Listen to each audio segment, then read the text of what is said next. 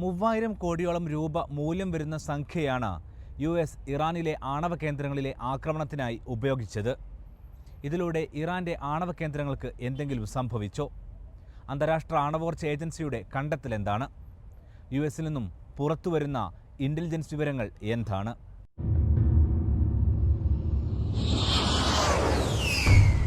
അധികമാരും അറിയാതെ ജൂൺ 21 രാത്രി US നടത്തിയ ആക്രമണം ലോകമറിയുന്നത് നേരം പുലർന്നപ്പോഴാണ്.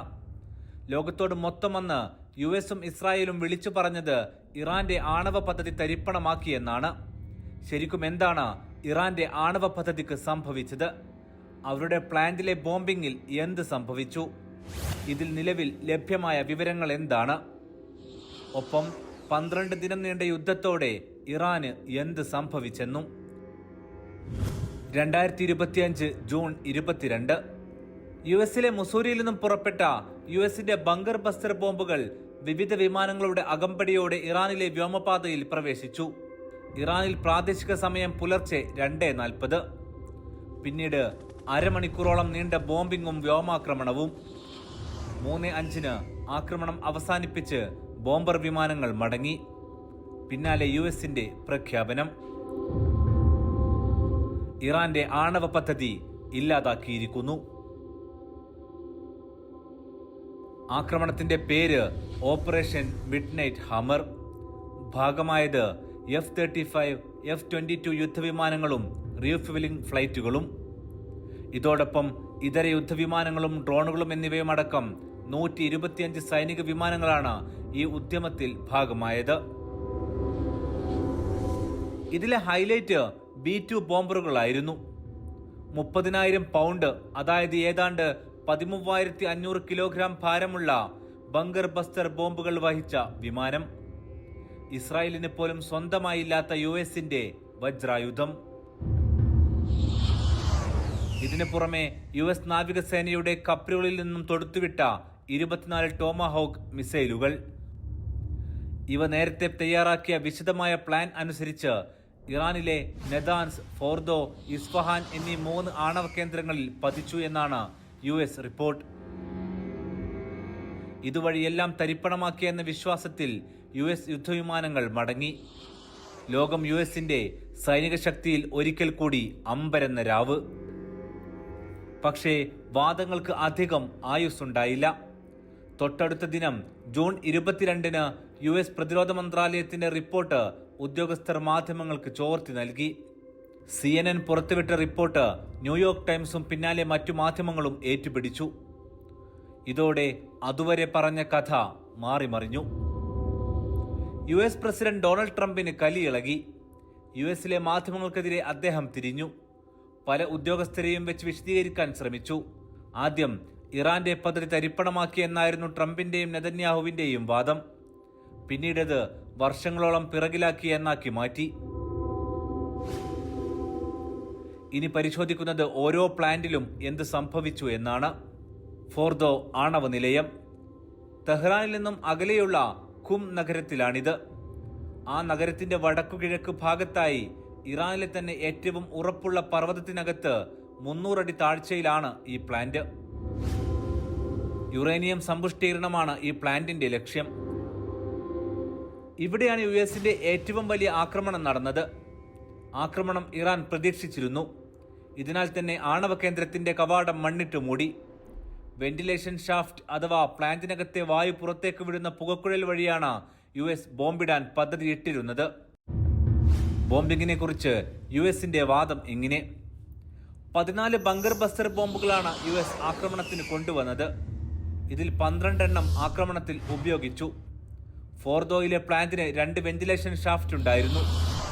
ഇവ ഇറാൻ ആക്രമണം മുൻകൂട്ടി കണ്ട് സിമന്റ് ഇട്ട് പൂർണ്ണമായും അടച്ചതാണ്. എന്നാൽ ഇതിനകത്തേക്ക് 6 വീതം ബോംബുകൾ ഇട്ടു. ആദ്യ ബോംബിങ്ങിൽ തന്നെ ഷാഫ്റ്റ് തകർന്നു. ബാക്കിയുള്ളവ ഇതിനകത്തുകൂടി അകത്തേക്ക് പോയി. ഭൂഗർഭത്തിൽ ഓരോന്നും പൊട്ടിത്തെറിച്ച് പ്ലാന്റ് തകർത്തിരിക്കാം എന്നാണ് US വാദം. US ഡിഫൻസ് ഇന്റലിജൻസ് റിപ്പോർട്ട് പ്രകാരം പ്ലാന്റിന്റെ മുകൾ ഭാഗം തകർന്നിട്ടുണ്ട്. എന്നാൽ ആണവ കേന്ദ്രം തകർന്നു എന്ന വാദം ഇന്റലിജൻസ് സ്ഥിരീകരിക്കുന്നില്ല. അതിന് കാരണമുണ്ട്. ഇറാനിലെ മറ്റു പ്ലാന്റുകളിൽ നിന്നും വ്യത്യസ്തമാണ് ഫോർദോ ആണവ നിലയം. ആണവ കേന്ദ്രങ്ങളിലെ വൈദ്യുതി മുടക്കം ആ പദ്ധതിയെ തന്നെ ബാധിക്കും. മുകളിലെ ആക്രമണങ്ങളിലൂടെ വൈദ്യുതി ബന്ധം തകർന്നാലും ഭൂഗർഭ അറയിൽ ഇറാനൊരുക്കിയ ബദൽ സംവിധാനം പ്ലാന്റിന്റെ പ്രവർത്തനം നിലനിർത്തി. പ്ലാന്റിന്റെ ദുർഘടമായ നിർമ്മാണ ഘടനയും ഇറാനെ ഇതിന് സഹായിച്ചു. ആക്രമണത്തിന് ശേഷവും ഫോർദോയിലെ പ്ലാന്റ് പ്രവർത്തിച്ചതായാണ് റിപ്പോർട്ടുകൾ. US ഇന്റലിജൻസ് വിഭാഗം ABC ന്യൂസിനോട് പ്ലാന്റിലെ സെൻട്രിഫ്യൂജുകൾ ഇപ്പോഴും പ്രവർത്തിക്കുന്നതായി സ്ഥിരീകരിക്കുന്നുണ്ട്.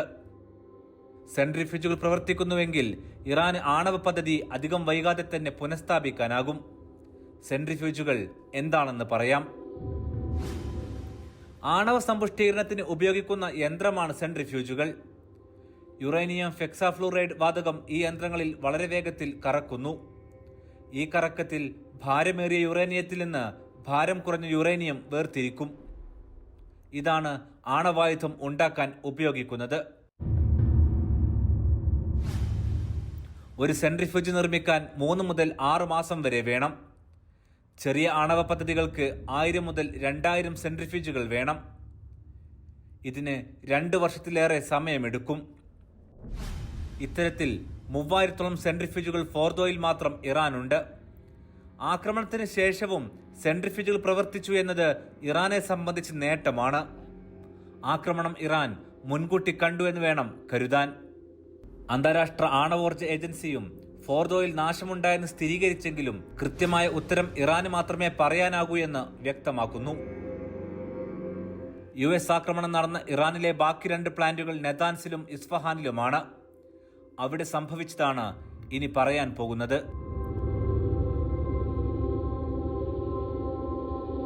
ഫോർദോക്ക് പുറമെ ഇസ്രായേലിനു വേണ്ടി US ആക്രമിച്ച മറ്റു 2 ആണവ കേന്ദ്രങ്ങളിൽ ഒന്ന് ഇസ്ഫഹാനും മറ്റൊന്ന് നെതാൻസുമാണ്.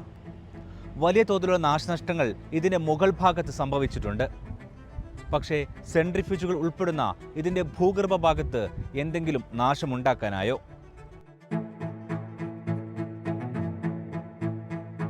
ഫോർദോയെ പോലെ പ്രാധാന്യമുള്ളതാണ് ഇറാന്റെ ഇസ്ഫഹാൻ, നെതാൻസ് ആണവ കേന്ദ്രങ്ങൾ. നെതാൻസ് ആണവ കേന്ദ്രം തെഹ്റാനിൽ നിന്നും 220 കിലോമീറ്റർ അകലെയാണിത്. ഇറാന്റെ പ്രധാന യുറേനിയം സമ്പുഷ്ടീകരണ കേന്ദ്രം. 60% ശുദ്ധതയിൽ യുറേനിയം ഇവിടെ സമ്പുഷ്ടീകരിക്കുന്നു. 90% ശുദ്ധത കൈവരിച്ചാൽ ആണവായുധമുണ്ടാക്കാം. ഈ പ്ലാന്റിന്റെയും പ്രത്യേകത ഭൂഗർഭ അറയിൽ ഏറ്റവും ആഴത്തിൽ പ്രവർത്തിക്കുന്നു എന്നതാണ്. ജൂൺ 13 മുതൽ ഇസ്രായേൽ ഏറ്റവും കൂടുതൽ ലക്ഷ്യം വെച്ചത് ഈ പ്ലാന്റ് ആണ്. പക്ഷേ മുകൾ ഭാഗത്തല്ലാതെ കാര്യമായി നാശനഷ്ടമൊന്നും ഉണ്ടാക്കാനായില്ല. നെതാൻസിന്റെ മുകൾ ഭാഗത്തുള്ള സെൻട്രിഫ്യൂജ് അസംബ്ലി വർക്ക്ഷോപ്പുകൾ, ലബോറട്ടറികൾ, നിയന്ത്രണ കേന്ദ്രങ്ങൾ എന്നിവ അന്ന് ഇസ്രായേൽ നശിപ്പിച്ചിരുന്നു. 2025 ജൂൺ 24-ന് മാക്സർ ടെക്നോളജീസ് നൽകിയ സാറ്റലൈറ്റ് ചിത്രങ്ങൾ നെതാൻസിന്റെ പരിസരത്ത് ഗർത്തങ്ങളും നാശനഷ്ടങ്ങളും കാണിച്ചു. ഇവിടെയും ബങ്കർ ബസ്റ്റർ ബോംബുകളാണ് US ഉപയോഗിച്ചത്. പക്ഷേ ഭൂഗർഭ അറയിൽ ഇവ കാര്യമായ നാശനഷ്ടം ഉണ്ടാക്കിയില്ലെന്ന് US ഇന്റലിജൻസ് റിപ്പോർട്ട് പറയുന്നു. നെതാൻസിന്റെ ഭൂഗർഭ സെൻട്രിഫ്യൂജുകൾ, ഇന്ധന ഉൽപാദന സൗകര്യങ്ങൾ എന്നിവ നശിപ്പിക്കപ്പെടാതെ സംരക്ഷിച്ചു എന്നാണ് റിപ്പോർട്ട്. ഇസ്രായേലി സ്രോതസ്സുകൾ CNN-നോട് പറഞ്ഞത് നെതാൻസിന്റെ സമ്പുഷ്ടീകരണ ശേഷി 1 വർഷം പിറകോട്ടടിച്ചുവെന്നാണ്. എന്നാൽ US-ലെ തന്നെ ABC ന്യൂസിനോട് സംസാരിച്ച ഇസ്രായേലി സ്രോതസ്സുകൾ പറയുന്നത് നാശനഷ്ടങ്ങൾ വേണ്ട വിധം തൃപ്തികരമല്ല എന്നതാണ്. നെതാൻസിന്റെ ഭൂഗർഭ സൗകര്യങ്ങൾ 300 അടി താഴ്ചയിലാണ് സ്ഥിതി ചെയ്യുന്നത്. ഇതിനാൽ പരിമിതമായ നാശനഷ്ടമേ ബങ്കർ ബസ്റ്റർ ബോംബുകൾക്ക് ഉണ്ടാക്കാനായുള്ളൂ എന്നും ഈ റിപ്പോർട്ടിൽ പറയുന്നുണ്ട്. ഇസ്ഫഹാനായിരുന്നു US ലക്ഷ്യം വെച്ച 3ാമത്തെ ആണവ കേന്ദ്രം. ഇറാനിലെ ആണവ ഇന്ധന ഉൽപാദനത്തിന്റെ പ്രാരംഭ ജോലികൾ ഇവിടെയാണ് ചെയ്യുന്നത്.